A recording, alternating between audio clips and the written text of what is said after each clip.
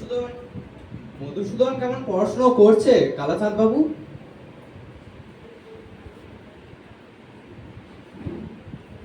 আগে মধুসূদন অত্যন্ত দুষ্টু বটে, কিন্তু পড়াশোনায় খুব মজবুত। কখনো একবার বই দুবার বলে দিতে হয় না। যেটি আমি একবার পড়িয়ে দিয়েছি সেটি কখনো বলে না। বটে, তা আমি আজ একবার পরীক্ষা করে দেখব। তা দেখুন না। কাল মাস্টারমশাই এমন মার মেরেছেন যে আজও পিঠ চচ্চর করছে। আজ এর সত্য ওকে আমি তাড়াবো। কেমন রে মদ, পুরনো পড়া সব মনে আছে তো?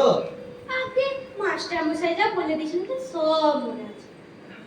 আচ্ছা, উদ্ভিদ কাকে বলে বলো দেখি? যা মাটি ফুঁড়ে ওঠে। একটা উদাহরণ দাও।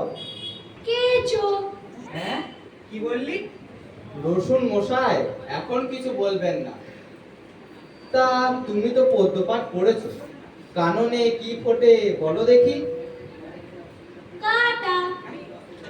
কি মশাই মারেন কেন? আমি কি মিথ্যে কথা বলছি? আচ্ছা আচ্ছা, সিরাজউদ্দৌলাকে কে কেটেছে, ইতিহাসে কি বলে? পোকায়। আগে মিছি মিছি মার খেয়ে মরছি। শুধু সিরাজদৌল্লা কেন, সমস্ত ইতিহাস খানাই পোকায় কেটেছে। এই দেখুন।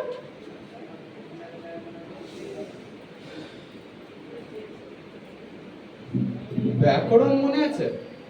আছে। করটা কি, একটা উদাহরণ দিয়ে বুঝিয়ে দাও দেখি। আগে কর্তা ও পাড়া জয়মনসি। কেন কেন বলো দেখি?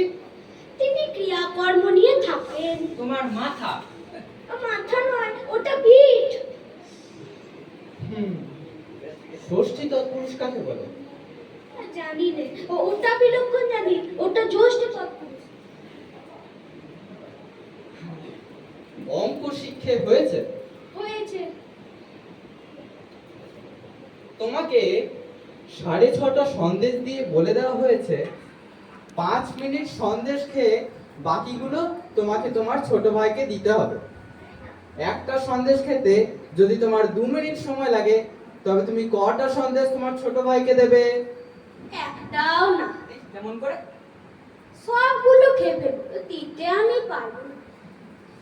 আচ্ছা, একটা বট গাছ যদি প্রত্যহ 1 ইঞ্চি করে উঁচু হয়, তবে যে বট এই বৈশাখ মাসের পয়লা 10 ইঞ্চি ছিল, সে বট ফিরে বৈশাখ মাসের পয়লা কতটা উঁচু হবে? আগে যদি সে গাছ বেঁকে যায় তাহলে ঠিক বলতে পারি না। আর যদি সিধে বরাবর উঠে তাহলে মেপে দেখলেই ঠাড় হবে। আর যদি ইতিমধ্যে শুকিয়ে যায় তাহলে তো কথাই নেই। মার না খেলে তোমার বুদ্ধি খোলে না, লক্ষ্মী ছাড়া। মেরে তোমার পিঠ লাল করবো, তবেই তুমি সিধে হবে। আগে মারের চোটে অনেক সিধে জিনিসও বেঁকে যায়। কালাচাঁদ বাবু, ওটা আপনার ভ্রম। মারপিট করে খুব অল্পই কাজ হয়। কথাই আছে না, গাধাকে পিটলে ঘোড়া হয় না, কিন্তু ঘোড়াকে পিটলে তার নিশ্চয়ই গাধা হয়ে যায়। অধিকাংশ ছেলে শিখতে পারে, কিন্তু অধিকাংশ মাস্টার শেখাতে পারে না, আর মার খেয়ে মরে ছেলেটাই। আপনি আপনি আপনার বেদ নিয়ে প্রস্থান করুন। দিন কতক মধুসূদনের পিঠ জুড়ো, তারপর থেকে আমিই ওকে পড়াবো। আহ, বাচ্চা গেল। বাঁচা গেল মশাই। এই ছেলেকে পড়ানো মজুরের কর্ম, কেবলমাত্র ম্যানুয়াল লেবার। 30 দিন একটা ছেলেকে কুপিয়ে আমি 5টি মাত্র টাকা পাই। সেই মেহনতে মাটি কোপাতে পারলে নিজের 10টা টাকাও হয়।